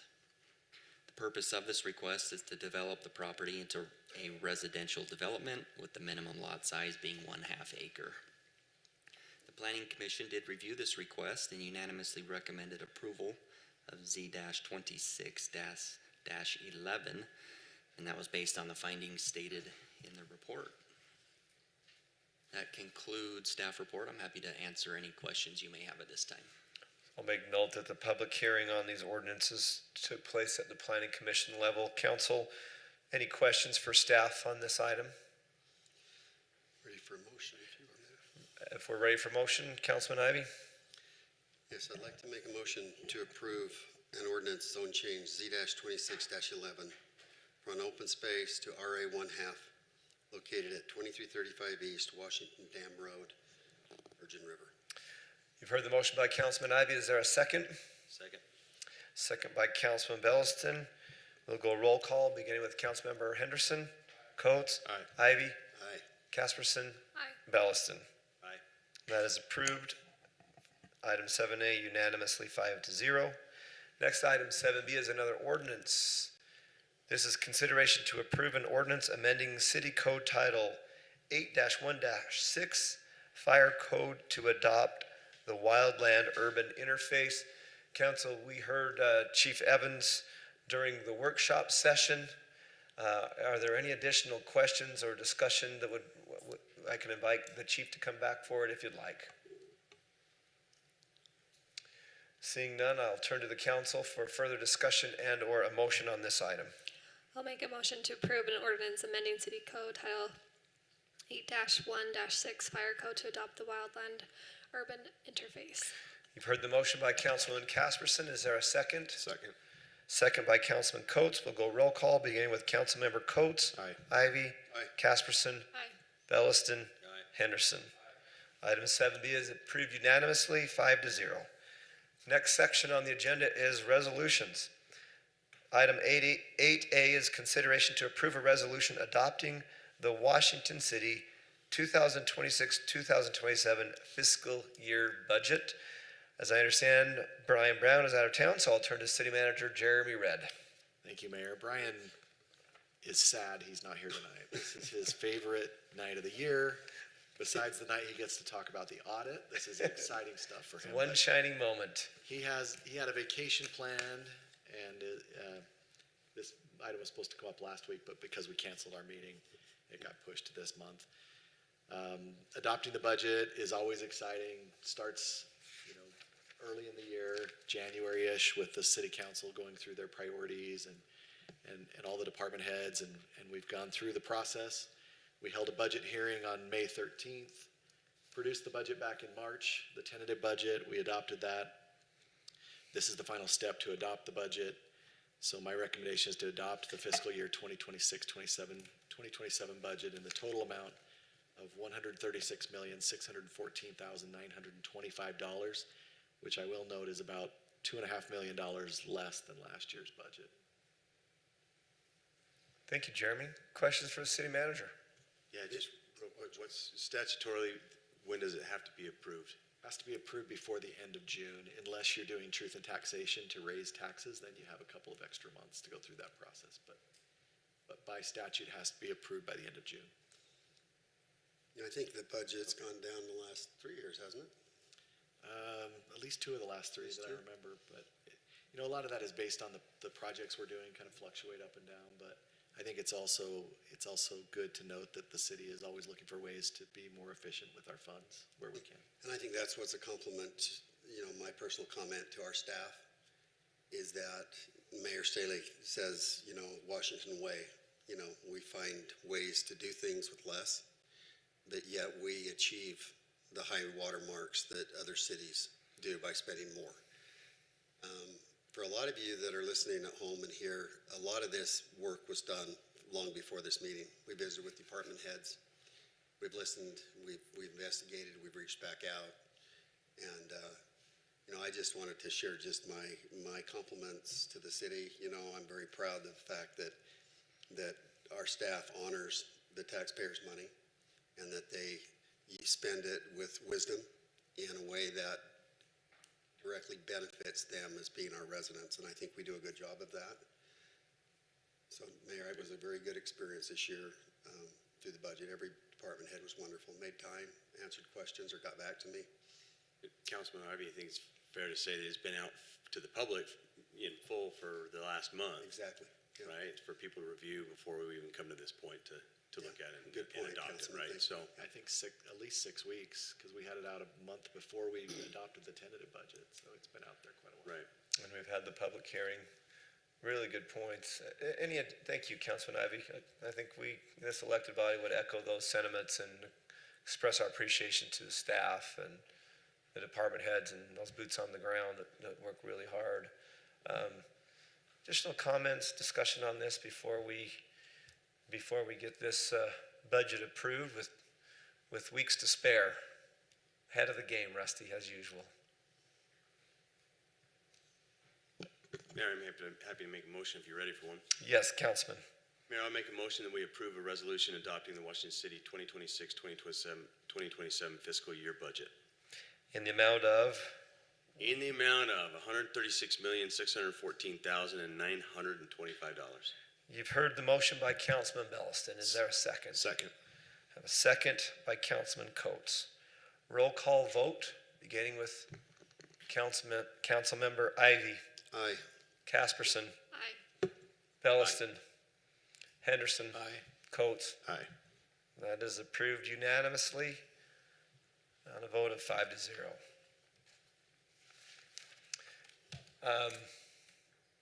Really good work. Really good work on that budget. Just to build on your comments a little bit, I mean, even from halfway through the year, with our retreat, we're identifying priorities. The departments are looking at capital projects. They're looking at the enterprise funds. It's just, really appreciate that.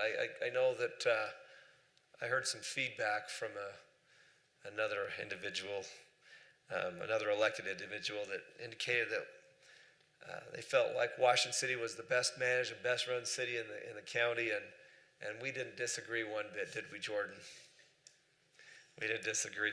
Item 8B is consideration to approve a resolution authorizing the Washington City Public Safety and Firefighter Departments Tier 1 contributory retirement system.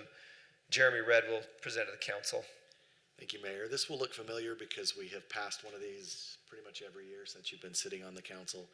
It formalizes the city's desire to pick up the contribution for the Tier 2 public safety and firefighter employees. We did try to write it this year so that hopefully we don't have to do it again every year, but we'll see. URS usually just requires that we go through and reiterate that we still plan to do that each year. So that's what it is. Thank you. Tier 2, but I'm telling you that the first line is darker than the second. Without my glasses, it looked like Tier 1, but thank you, Jeremy. Tier 2 contributory retirement system. Any discussion on this? If not, I'm happy to call for a motion. I've seen those glasses. Mayor, I'll make a motion that we, You just need to wear those in your next event. My goodness. I'm just going to darken this up a little bit, so if I have to ever read it again, I'll know it's Tier 2. Mayor, I'll make a motion to authorize the Washington City Public Safety and Firefighter Department Tier 2 contributory retirement system. I have a motion by Councilman Coates. Is there a second? Second. Second by Councilwoman Casperson. Still on ordinance, still on resolution here. So we'll go roll call beginning with Council Member, are you up, Ivy? Councilmember Casperson. Aye. Belliston. Aye. Henderson. Coates. Aye. Ivy. Aye. That's approved unanimous, 5-0. Item 8C, this is consideration to approve a resolution supporting the creation of a Utah Inland Port Authority project area in Washington City. We had a great presentation by Rusty Hughes, our Economic Development Director, during the workshop, along with Danny Stewart from the Inland Port. The name of this would be the Greater Washington Port, I guess. Port? Not landfill, Councilman Coates, not landfill. Council, I'm happy to invite either or both of them up if you have further questions or that would lend to the discussion. Otherwise, I'm happy to turn to you for further discussion and or a motion on this. I think if everyone's comfortable, I'm ready to make a motion. It sounds like everyone's comfortable. Just that political reason I brought up in our work session. Just thinking about it is all. I think my only other question would be, is even if we create this, does it automatically go into effect on everything going forward on those areas? Rusty or Danny, whoever's most appropriate to What if answer the that. council decides, we decide not to do this in a year and nothing's really happened? Do we have the opportunity to just back out of this, I guess is my question. So with the creation of the project area, at this point, it's lines on a map. Nothing is really put into effect until we come back and decide whether or not to trigger parcels and begin to utilize those tax increment tools. All right. Then I feel comfortable moving forward right now as long as we have more discussion about it as we get closer to that triggering. Like how we're gonna use it and terms for it and everything. Yeah. Appreciate it. That's a good question. For me, it helps that it's all state statute so that we're not bouncing out of the lines and not blazing our own trail in offense of anyone. I like that there's not an increase in tax, there's not additional tax. And then we can use it for infrastructure that's needed.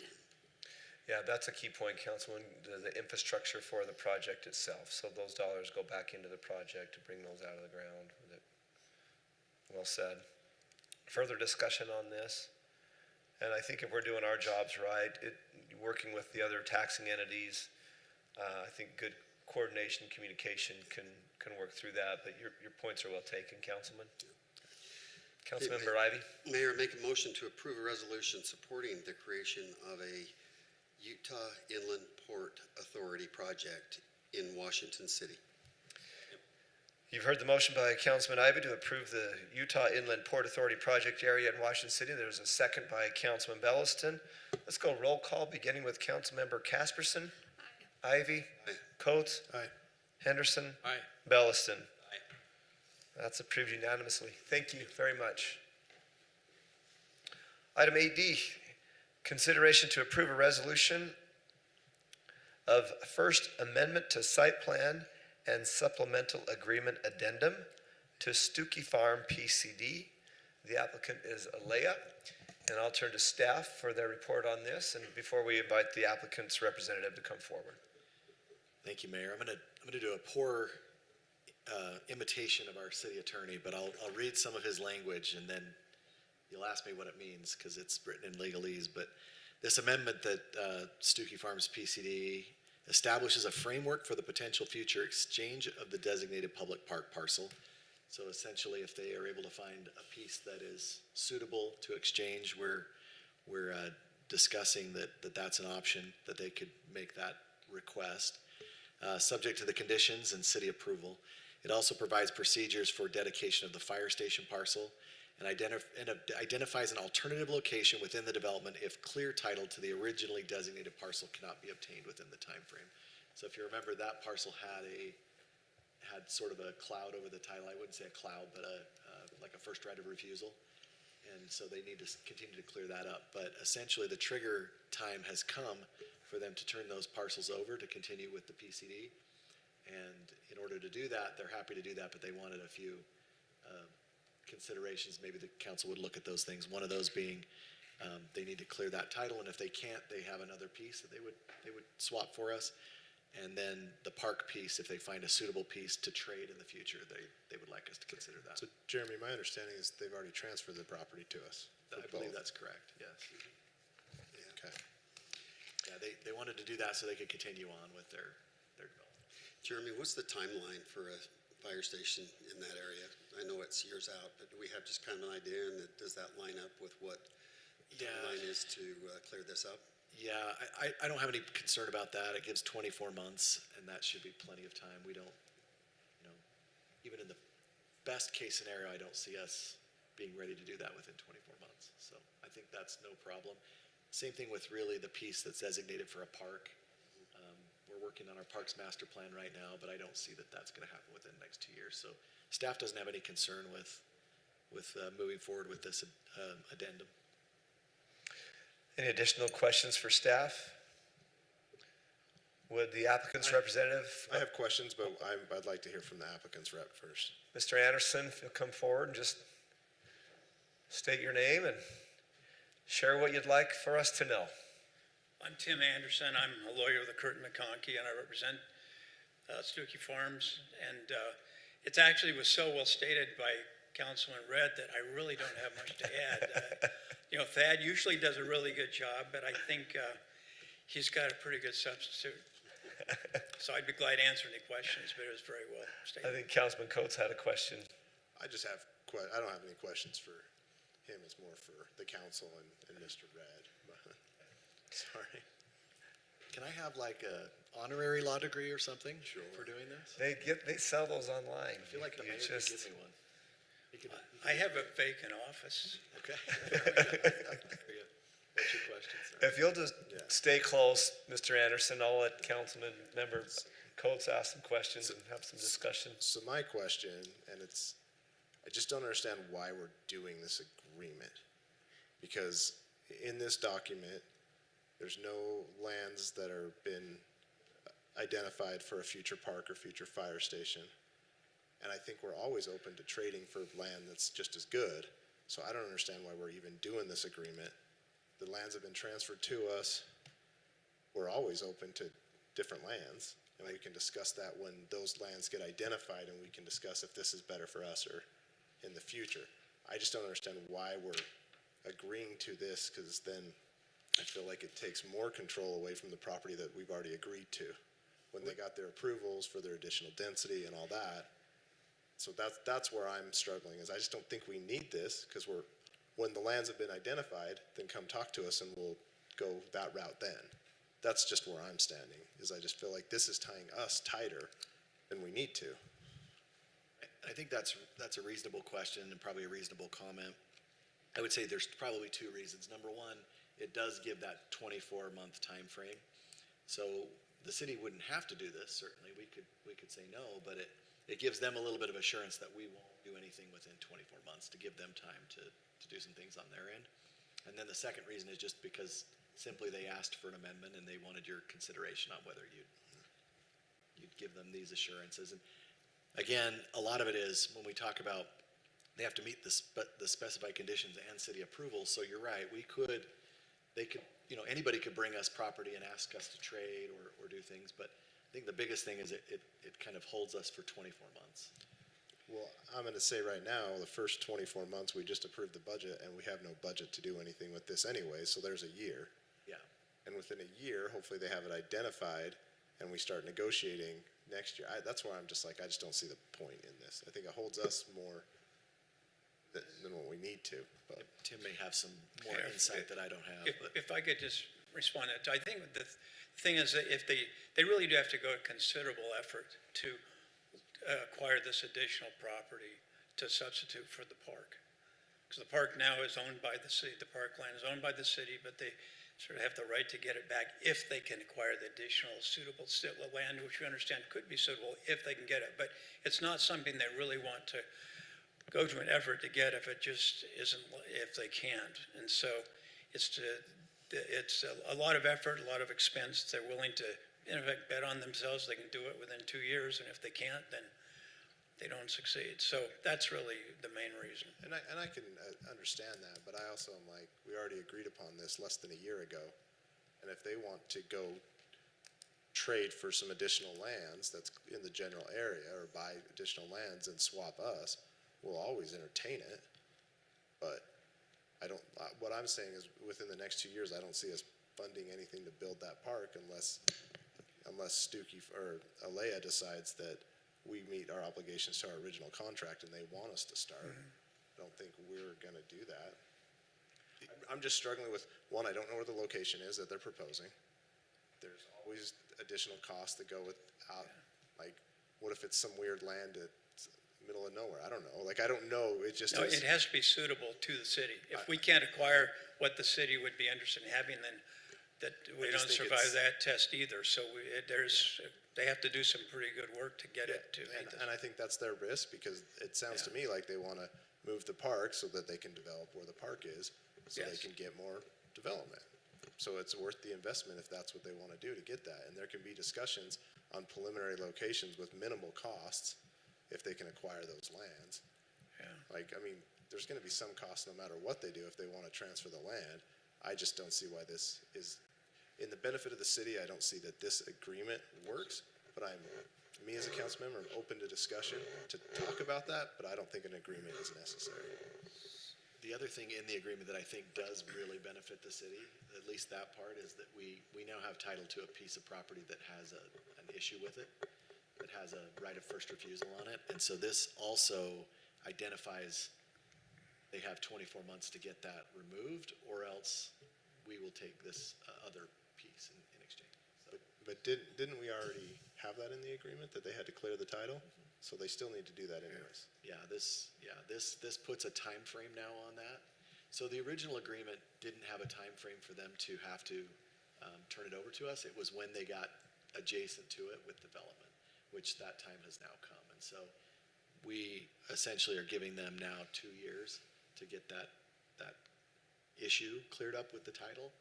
Or now we have another piece that we've identified. So correct me if I'm wrong, this was generated by THAD to kind of get this going, right? Well, Thad and Mr. Anderson and we all worked on it. But what initially happened is they got to the point where it was time for them in their PCD agreement to turn over that property. It was time to deed it to the city. And I think that's when everybody looked at it and said, okay, well, there's some things that we'd like to look at here. One, we still have an issue on one piece, and number two, would you be willing to trade? So that's really, I look at it like we're not locking ourselves down. Do we need to?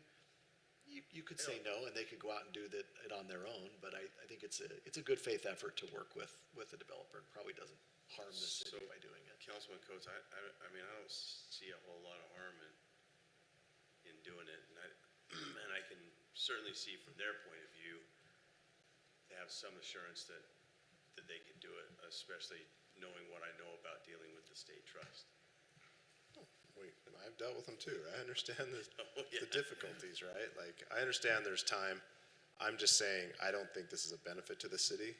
I think it only constricts the city more, but in good faith, they can go work on it. Let's work on the problem without an agreement between us. Just go work on that problem that they already agreed to. We've got a lot of agreements with them and they haven't fulfilled some of them already. So it's like, I'm just struggling going into more agreements with them when it was hard to just get to where we are today. I know I had a conversation with Thad, and I can't remember exact specifics, but I know he was, felt that it was important to get this in place. So, Mr. Anderson, I think that if the council passes this tonight, it may be a furtherance of that good faith effort that as the LA group looks for locations that they visit, communicate with our Parks Department. Because there's obviously some pieces that are cheaper for us to develop as a city, if they're flatter, or if they have utilities near them. And so that good faith effort could be extended and conversations had that may bring us back some better options too by having a conversation beforehand. Yeah, relative to this agreement or just ongoing? Yeah, I'm just saying that with this agreement, 2 years, there may be another piece that pops up and then they can have those conversations because our park staff will bring a recommendation and just to have that conversation and talk about it and try to. I think there could. I think the main thing is they, as pointed out, SITLA is not easy to deal with. It's going to be quite an undertaking. They're willing to do it if they see that this is an opportunity that they can execute. I'm okay with the agreement. I just think that the city could leverage some of that conversation too as that comes forward, be kept in the loop and let our parks know what's coming or. Yeah. And then, Well, I think that good ongoing communication, particularly between this group and the city, can be improved. And I think that's also a result that we're trying to fix with some of these agreements. And I hope that you will see better cooperation from my client going forward. thank you. Any additional questions for the applicant's representative? Thank you, Mr. Anderson. Thank you, Brown. Mayor, I'd like to make a motion.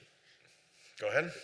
I'd like to make a motion, we approve the resolution for the amendment to the site plan and supplemental agreement for the Stuckey Farms PCD with the condition that future parks can't be within floodplains. Council, you've heard Councilman Coates' motion with condition. Is there a second on this motion? Second. We've got a motion and a second. The motion is to approve with the condition that none of the lands being considered would be in the floodplain. So Mayor, I want to clarify that should be added to the agreement.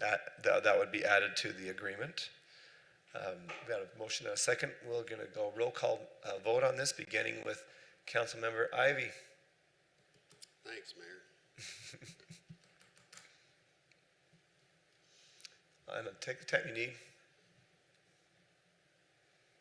I'm an aye, Mayor. Councilmember Coates. I'll be aye because that's what the staff has recommended. Henderson. Aye. Belliston. Aye. Casperson. Aye. That is approved with the motion as stated unanimously, 5-0. We'll move on to report of officers from assigned committees, starting on my left with Councilmember Belliston. With Memorial Weekend, Mayor, there wasn't, everything seemed to get canceled. Summer trips and all, so. Councilman Henderson. Thank you, Mayor. I did have a mosquito district meeting a few weeks ago, and it went well, and it's the second best run government entity in the county. Washington City's the first, but they're a close second. Is the landfill somewhere on that list? I don't know. It's pretty good too. We'll take third. We're all right with that. No, Mayor, apparently we have to come to our meetings in the summer months, so I had 2 this week, or 2 last week. At Power Board was pretty light. They just talked about the new power line going along Washington Parkway. Wires are pretty much all the way in up to almost to the trailhead. So there's a couple wires from the pole across Parkway to the trailhead that still need to be done, and they're still working on the substation. So there is the Power Board, the UAMPS Power Board meeting coming up in August too. I'm probably not going to go this year. I try to go every other year, but we'll see if the wife wants to go. See if we can make it work. As far as the Washington County Solid Waste, we had our meeting on Monday. It was again a light meeting, but one of the things that came up is we are closing our CIB fund loan for the buildings. We finally are closing it out. It was we used about 800,000 less than we needed, so that was a good thing. So we returned that money and we don't get charged that money on that for that phase. The other thing that came up is it was just more of a informational, is that there's a group from Central wanting to have more, because they have a transfer station up there and they wanted curbside. But up there, if you know, in the rural areas, they have some tough roads to drive those big heavy trucks up. And so we went through a pretty good analysis, and I was surprised at just the community that actually came out. We did a poll at the transfer station, and it was 90% voted to stay with the transfer station. Even though we couldn't physically do it, they still did the poll to see what, it seemed like there was a couple residents that wanted it, but the majority did not want it. So they're gonna stay, they have a couple places in Central that are curbside, but most, because of the types of roads and everything, they have to use that transfer station, which is a manned transfer station that does get used pretty heavily up there. But that's pretty much it. Thank you. Councilman Ivy. We did have a legislative policy meeting this last week, but nothing to report on that would rise to the level of sharing. In the MPO, there was discussion about the travel demand module updates and tools, and Blake had already met and shared what we felt like our city needed with Horrocks, and he was right on top of it, got it done, and I was very proud of the fact that we'd already got in and got that done. The other update that I would share is regarding Merrill Road. That is due to be paved next week, and it's due to be open the end of June, which is important. We'd really like that open before school starts again, get that construction wide, get that road widened up. And then the last thing I'd mention, Mayor, is this last week we had St. George Area Chamber of Commerce sponsored a luncheon where the commissioner candidates all spoke, and it was very informative, and I appreciate the candidates taking a minute to visit and share their vision for the county, and that it was really well attended, and there was a lot of good information shared there. So that's my report, Mayor. Thank you, Councilman. Councilwoman Casperson.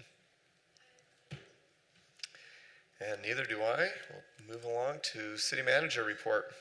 Thank you, Mayor. I do have a couple of items tonight. If any of you have been in the IT hallway in the last 5 years, you've seen it's been full of old equipment. I mean, almost hard to get through. I want to really compliment our IT department. It used to be that old equipment was worth something, and lately it's really not worth much once you get it done and you have to do something with it. So they have recycled 2,100 pounds of e-waste, they call it. And if you go over there now, that has been taken away, and they give us credit for whatever they can scrap it for. And so kudos to David and his staff who've done a good job kind of getting that cleaned up. If you go over there, you'll notice. Second item, our contractor is still on track for the signal light at Harvest Lane and Merrill Road. That's the one that's in front of the Paseo project and in front of our elementary school. They're working on the installation right now, and cross your fingers, if the steel arrives on time, then we would like to have it up and running before school begins in August, which will be a nice. So that signal will be at Harvest and Merrill? Harvest and Merrill, yes. And then, this is really the mayor's item, but I'll steal his thunder. The Washington County Water Conservancy District increased the incentive for grass removal, beginning immediately and for projects completed before June of 2027. They've raised that to $3 per square foot for the first 1,000 square feet, and then $2, which was the current amount for the additional square footage. The intent being to encourage customers to remove more grass voluntarily as a drought measure, and they want to begin immediately, so they really only have a year to do it, guaranteed. Is that accurate? That's accurate. That's accurate. That's all I have, Mayor. Thank you. Thank you, Jeremy. Also, maybe Blake or John can talk to this one. Councilman Ivy mentioned Merrill Road, the asphalt. You mentioned the traffic signal. Are we doing, is it storm drain or sewer that's coming down around 2000? And can you just give us a quick update on that? Because all three of those have got to come together. Yeah, so this, on Merrill Road, we replaced the storm drain for that section, and then we also put in new parallel sewer. This parallel sewer goes up and connects to the one that we did on 2000. So once they get done paving, they'll turn the corner and they'll be putting the sewer in between 20 East, or I mean between Merrill Road and 2000 on 20 East. This will finally complete a project that we've been working on over about 5 years of sections of this, and so I'm really excited to finally have that, and then it will go live. So could you talk just a little bit to timeline and amount of disruption still with tying those sewer lines together? So it's not so difficult tying them together because 20 East, it's all one sewer line. So they just started at the bottom and they're working up, and then they'll connect at 2000. The disruption, they were able to take it out of, when they put it in, they stubbed it out of 2000 so that it won't affect 2000. So it's basically 20 East along the side will be probably closed off, and that will south from Merrill and from Merrill or 2000, then south to Merrill. That will be that will start having some closures as they move along. But Merrill, the east-west is going to open back up Yes, with the paving and then the light by the school. Yes. And then we're just improving that And then sewer. our new light on Merrill and Fields Road will get to be actually really utilized because we ended up closing right when we got the light up. So. Yeah. Timeline again on the Harvest Lane and Merrill light. Is St. George putting that in, or are we doing that construction? It's us. It's a combination. We're sharing the funding. We're sharing the funding, and then we're putting that in right now. In order to save on tearing up new paving and everything, we were able to get the bid in right in time to where the contractor that was awarded was Sunrock, who was already working on the St. Mobilized. George portion there, as well as the Merrill Road and Fields Road light. So they just mobilized, got it done. They said, can we just start now? And so we hurried that along, got that going. So weeks, a month? It will be close to school starting. It just really depends on the steel. We'll have everything done. But all of the But we'll underground will be waiting- stubbed and ready. Everything will be ready that way. We're just waiting for the steel. And we're hoping it's not as delayed as it was on the Fields and Merrill. But if it is, what we'll do is we'll arrange for it to be installed. It can be installed in about 2 days. So we'll arrange for like a Friday afternoon when school's out, and then do it on Saturday. So we'll do minimal disruption. And the nice thing about that is the bike trail that they're putting on along the edge of Paseo will come down, and so it'll provide those people that are over in the 240 area a way to walk to school and have a traffic signal. Oh, fantastic. So it's going to be really good for that. Any other public works projects right now that the council could be updated on? Just we continue to do our seal coating, and that's going along well. That's covering a lot of preventative maintenance, and getting a lot of kind of trying to catch up on some of those roads that we pushed off to be able to get 2000 done, and this Merrill Road project. So we're getting some of those things done, and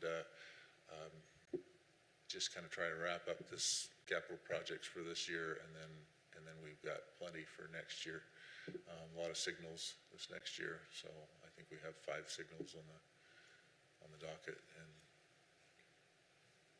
he's got 4. No, I don't know. Yeah, we know what he's talking about, and I'm kind of with him on that one. So anyway, grapple with that. Yeah, we've got a presentation.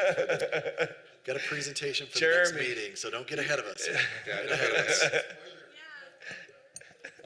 It's a very entertaining movie, so.